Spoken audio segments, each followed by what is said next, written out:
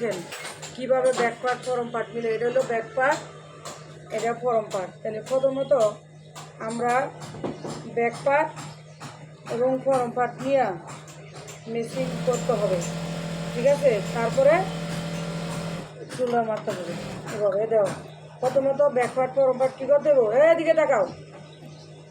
Back part form part যখন তোমরা গার্মেন্টসে যাবা, ধরো এটা গেঞ্জি, তো ব্যাক পার্ট ফরম পার্ট মিলেই দেবো না।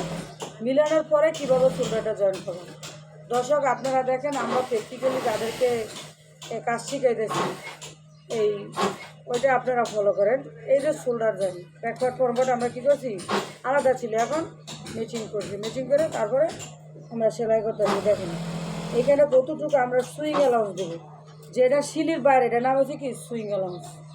এটা হলো সুইং অ্যালাউন্স, ঠিক আছে। এই যে ধরেন এক টান কয় সেকেন্ড লাগে দেখবেন, এটি 200 থেকে 220 টার্গেট। তো 200 থেকে 220 টার্গেট দিতে গেলে আমাদের ওইভাবে হিসাব করে কাজ করতে হবে। আমাদের সাথে যারা কাজ করতেছে আরও ফ্যাক্টরিতে, তারা যদি পারে আমিও পারবো।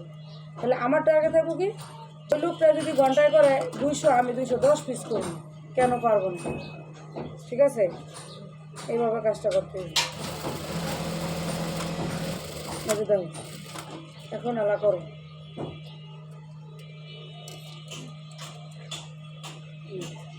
এটা বাস। তারপরে টপসিং ভালো করে মনোযোগ দিয়ে বুঝো।